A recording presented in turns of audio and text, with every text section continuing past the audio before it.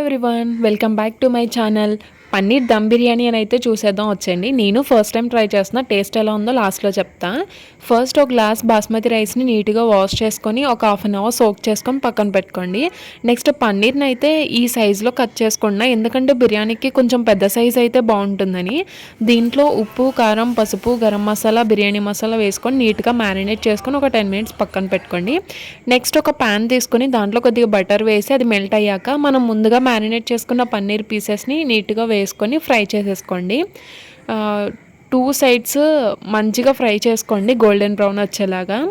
And ఈ fry చేసుకొని పక్కన పెట్టుకోండి. నెక్స్ట్ అయితే onion, tomato and green chilli అయితే కట్ చేసుకోండి. మీ దగ్గర ఉంటే ఫ్రోజన్ బటానీ కూడా తీసుకోండి. అండ్ ఫ్రోజన్ బటానీ కొంచెం సోక్ చేసుకోండి.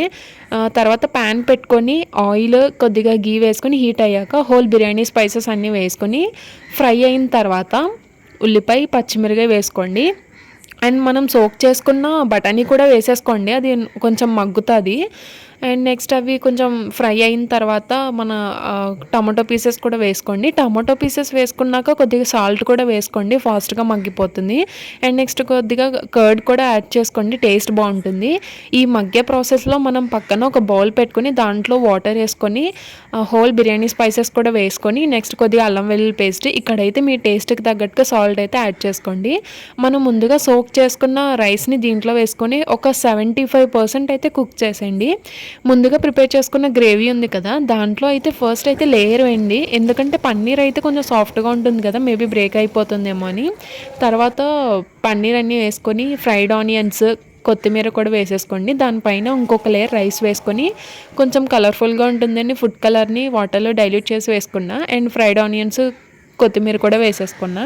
పైన కొంచెం గరం మసాలా అయితే స్ప్రింకిల్ చేసుకోండి, టేస్ట్ బాగుంటుంది.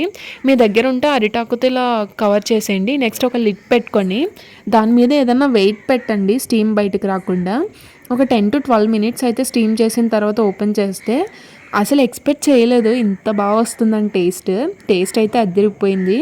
కొంచెం లెంతీ ప్రాసెస్లో అనిపించవచ్చు, కాకపోతే లెంతీ ఏం కాదు, చాలా సింపుల్గా చేసేసుకోవచ్చు. ఇప్పుడు కార్తీక మాసం కదా, మేబీ కొంతమంది నాన్ వెజ్ తినరు, అలాంటి టైంలో ఈ రెసిపీస్ మంచిగా యూజ్ అవుతాయి. అండ్ టేస్ట్ అయితే చాలా బాగుంది, ట్రై చేయండి. And that's it. Thanks for watching.